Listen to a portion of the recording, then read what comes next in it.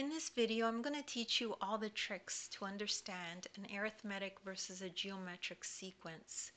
So if we have two sequences like this one is 1, 8, 15, 21, this is 5, 25, 125, 625. So what you need to do is try to look for a pattern, okay? So to figure it out, see if the next term is a constant addition or subtraction of the previous. So we could start with this one, and we could see that when we go from here to here, we add 7. And then when we go from here to here, we also add 7, and then do it again. So it's a constant. Constant is positive 7 when you go from term to term. So this is, you have a common addition or subtraction. That means it's an arithmetic sequence. Now we could continue and try to find the ratio of these to see if it's geometric, but we already figured out that it's arithmetic. So now for this one, let's apply the same principle to this one. So let's see if there's a constant going from here to here and here to here.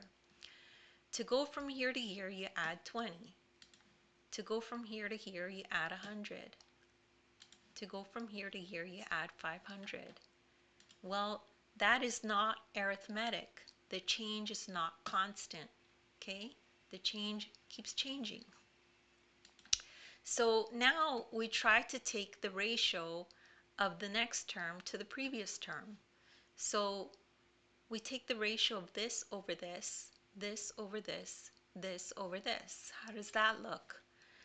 So here's our sequence again. So we do 25 over 5 equals 5. And then 125 over 25 equals 5. And then 625 over 125 equals 5. Well, that's constant. It multiplies by 5 each time, right? So the number multiplies by 5. So there is a common ratio here. That means this is a geometric series. So let me just review one final tip with you. So can a sequence be both geometric and arithmetic? Yes. The only time that happens is when all the terms are identical. Okay, so an example of that would be a sequence like this, which is 3, 3, 3, 3. And the reason is because you add a constant of 0, but also the ratio of this to this is always 1. So that means it's both arithmetic and geometric. And those are all the tricks you need to know about that. And don't worry if you didn't get that right away. You could rewatch the video. As well, take a look at the description. There's a link there to my ebook. You could download the ebook and you can follow along in the ebook this exact video as you read the lesson. As well, in the description, there's links there to other videos of mine that I've done that are similar if you need extra help.